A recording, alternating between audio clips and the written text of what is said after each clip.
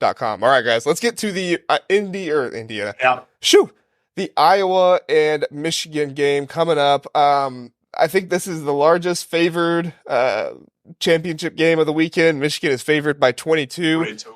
The over under is 35, so I guess they're giving Iowa some points here. I don't know. I've seen a lot of people talk about this game, and it seems pretty unanimous. People think Michigan's going to win, but Iowa might have a chance just to keep it interesting. But yeah, I agree. I'm doing my best here.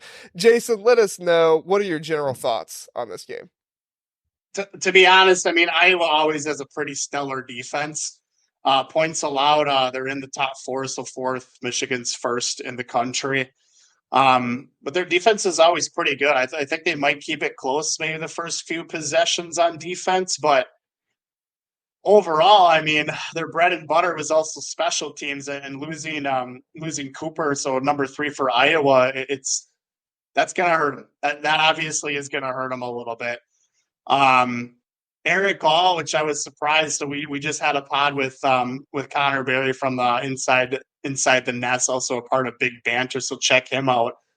Eric All is still leading their team in receiving yards, and he's been hurt since week 7 against Wisconsin, which I thought was like, what the heck? And I also mentioned too, and it still drives me nuts. So like Dave McNamara, quote unquote, I hope we see him. I hope we see Michigan in the Big Ten championship. So the players, we've been hyped up for this game for a while. I mean, this is what we were kind of predicting that was going to be, as a fairy tale ending. Eric All, Cade McNamara, ex-Michigan players. They play Michigan with Iowa. Both of them are out, obviously, now as well, too, but pretty hyped up for this game. I think Iowa, they're going to start running the ball, try to get it open, but you're going to look at some pretty quick throws from Iowa, and maybe some desperate attempts downfield, maybe a couple trick plays. But as far as Michigan's defense goes, it's just not going to happen. If Iowa's going to come in thinking they have this underdog mentality, we've had distractions, right? We've had doubters the last 3 years, and we've even put up the numbers. We've even been a stellar top 5 team the last 3 years, I should say. We have that underdog mentality regardless. I don't care how good Michigan is. That's how we play football. So they really can't use that card.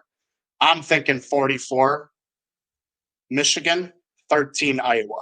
So we put up 42-3 on them in 2021, put up 43 points against Purdue the year before. So last season, we're putting up 44.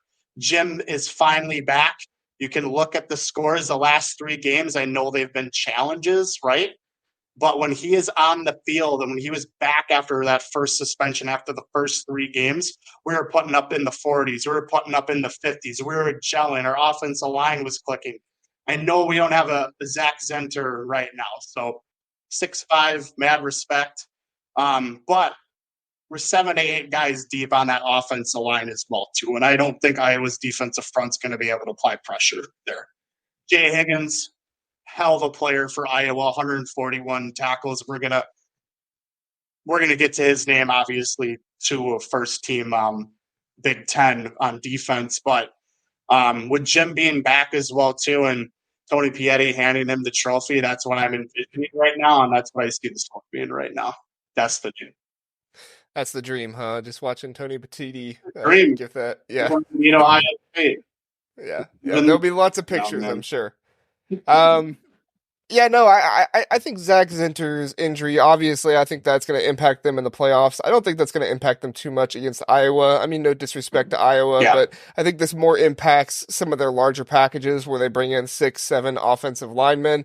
Maybe they don't go to those packages and they just fill in with a tight end or something like that. But Colson Loveland and AJ Barner, they're both really good blockers as well. So I don't know if it really impacts this game too much. I would look more for if they play Washington or Florida State, somebody like that.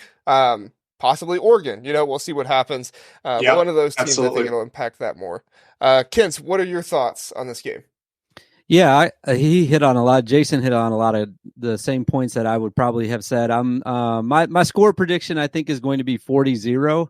I just don't have a lot of faith in Iowa's offense. And there's countless numbers of games that I could look back to, and it supports my thoughts on that because they struggled to score against Michigan State at home. They scored 13 last week on Nebraska. This is a Nebraska defense that let Michigan score, what was it, over 30? What was it in the Nebraska game for Michigan? Was it 41? 52. I think in that game. What we put up is 45-7. 45. Okay, so it's just an offense that I don't have a lot of faith in. And as Jason was saying, Michigan's defense, a lot of people talking about Iowa's defense, and rightfully so, because their defense is the reason why they're going to Indianapolis in the first place. But and special on the teams other hand, first too, which is non-factor now. What's that? And special teams too for Iowa has been pretty solid too. I'm not talking about just the punter. Yeah. Right. But I mean, it's just a non-factor right now. Yeah, but I think what a lot of people are missing is how good Michigan's defense is. And maybe not a lot of people are missing it, but the talking point is really Iowa's defense and how it's gotten them to this point. But Michigan's defense is even better. So I think that you have a bad Iowa offense. You have a really elite Michigan defense. And I don't see Iowa scoring maybe at the end of the game. Maybe. Just maybe. But I think if Michigan plays their starters the whole time, which – if it's 40-0, they're not going to do that. But even if they don't, their secondary guys, I think, can still hold them to a shutout. I like Michigan, obviously, a lot in this game. I think everyone does. I like the over in this game. I bet the over as soon as the line came out.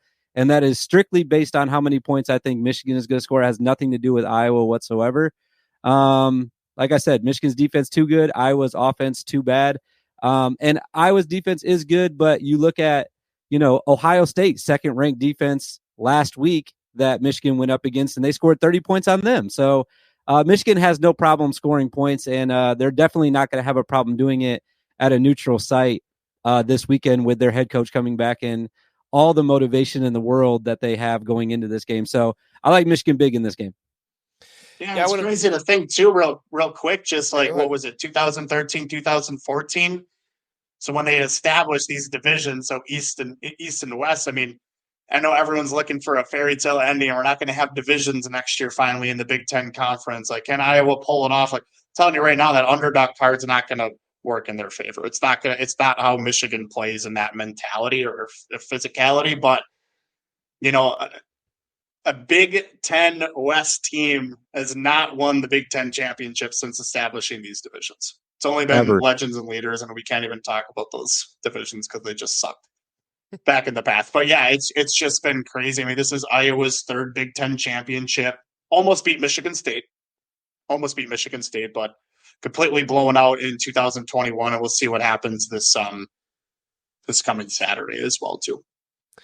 I feel like the thing I say about this game is the thing that I've been saying about the chance for every Michigan opponent this season, which is like, well, maybe if Michigan gets a little overconfident, but they've just not done it one single time this season. So, I mean, Michigan, this is one of the best cultures in the Big Ten. You can just tell, not just by how they play on the field, but how they, talk off the field and all those things. So, I mean, this is an amazing culture. The coaching staff has done an incredible job with getting these players not only to buy in to like working together, but like their roles, I mean, guys really do not seem to care about their stats. They just seem to care about, did we get the win? So I don't know if there is any possible way that Iowa wins this game. Maybe some fluky stuff happens. But even then, it's like Michigan is just so much better, and they're built so much different that I don't see a way. I've been saying it about Iowa all season long. Iowa is a team that is built to win the Big Ten West. That is what they're built to do. And that is the way that Kirk Ferentz coaches. And all props in the world to Kirk Ferentz for winning the Big Ten West. But if you're built to win the Big Ten West, you're not going to beat the Iowa or the Penn State, the Ohio State, the Michigans. You're just not going to beat those teams over in the East. I mean, we saw what happened earlier this season. Penn State won 31-0. I can't imagine that Iowa scores maybe more than a field goal in this game. If I had to give a score prediction, I'd go 45-3, just because I feel like if they get anything, it's a field goal. So I think there is also something. Props to Iowa too. I mean, they had a lot of key injuries as well this year. Right, props to them. Like I said, they're just built. They're built to do that. Yeah, I agree. What were you gonna say, Kent? I was just gonna say I think there's something to the fact that there's juniors on Michigan's team that have only played in the Big Ten championship every year they've been in college. Like, this is their third year in a row now that they're there. So there's a comfort level from the guys with the experience that they've had. Now, Iowa was there 2 years ago, so they have a couple guys on their roster as well that have also been there. But just something to be said about knowing how to go to the Big Ten championship and knowing how to win it. They've already done it twice in a row. Like, I just don't see it happening. I don't see a close game. I don't see an upset whatsoever. I would be really surprised if that happened. Yeah, even when Cade McNamara was out there too, I mean, their offense still wasn't clicking, right? I mean, it just wasn't in there. But Cade is a motivator, but him and Eric all are going to be on the sidelines watching this game, and that's pretty much all they're going to be able to do. And I know Cade's interview, he's like, well, some of their plays and blah, blah. I mean, you've had game film all season. What's your point? It doesn't really matter what you still have to stop it.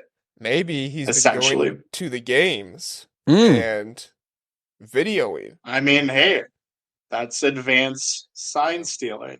I've actually brought that up with somebody, though. Like, is it illegal? Because I know the rule says that coaches can't do it. Can players not do it? Why can't players go?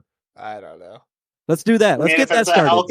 If it's a healthy scratch. I have seen that rule torn apart so many different ways by Ohio State fans and Michigan fans. It's great. And everybody. It's great. We're not going to get into it, but it is gray. It is gray. Yeah. We don't know. At the end of the day, all that really matters is what the NCAA looks at it and says, and unfortunately, the NCAA can basically do whatever they want because they're the NCAA. Hopefully they're gone in 5 years because they suck. Hey, thanks for listening to the Big Ten Huddle. Please do like and subscribe. We appreciate that. If this was your first time listening, we are the Big Ten Huddle. We cover all things Big Ten football and basketball. We have a long episode every Sunday, Tuesday, and Wednesday night, all at 9 o'clock. So come in, check us out, get in the chat, let us know what you're thinking. We would love to have you join us and learn more about the Big Ten.